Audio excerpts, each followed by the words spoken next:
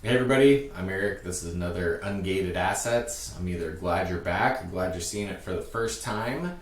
If it is your first time, you should know that we're looking at some really cool open air stats from across the web. We've actually got a 2-for-1 for you this week with a couple of cold email stats from Gong. This is right off of their blog, so truly ungated assets for you this week. And if you're not familiar with Gong, they're a sales intelligence platform where every interaction that a selling organization has with a buyer or their prospect, whether that's conference calls, emails, whatever, they are able to provide insights and sort of steer that process. And in doing so, they end up capturing a ton of data, and they reported on a couple of cool stats for us this week. Looking at them here off of their cold email stats blog post, number 2, don't talk ROI in a cold email. And they say that the Gong data doesn't lie. Using ROI language in cold emails decreases success rates by 15%. And here's why: your ROI claims are floating on an island by themselves, disconnected from a prospect's reality. It's just a number, a stat, a data point. I think that's a pretty good call out. Generally, you would want to understand what's going on the buying side before you start pitching ROI. For my marketers out there, probably a better opportunity to include some personalization, show you've done your research, and then begin to talk ROI. Certainly, if you are bought into Gong's data, and I think this one makes a lot of sense.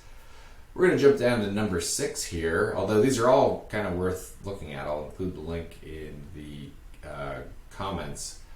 Number 6, do use a nicety. And I kind of laughed at this when I saw it. At the beginning of the year on LinkedIn, I saw a handful of New Year's resolutions. I'm not going to wish anybody well. I'm going to get straight down to business, straight to the point. And I kind of side with that. Whenever I'm typing an email and wish somebody well, do they really care? Do you really care? But evidently, the data shows there's a correlation that including a nicety like hope all is well increases your meetings booked rate by 24%. That is, that's significant. And they have a little cutesy recommendation here. Instead of just wishing that all is well, I hope all is well since your massive rebranding effort. I'm sure it was a busy few months.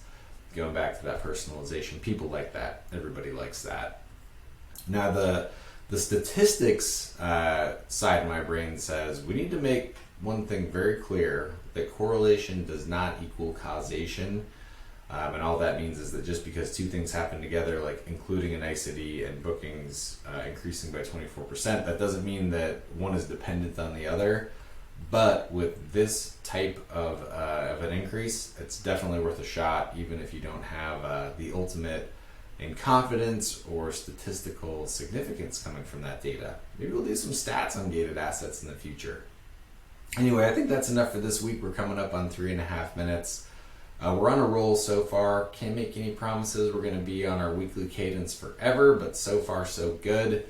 If you've got a question, comment, or a stat that you think we should cover, I'd love to hear about it. Go ahead and drop a link in the comments, and we'll talk to you soon. Bye.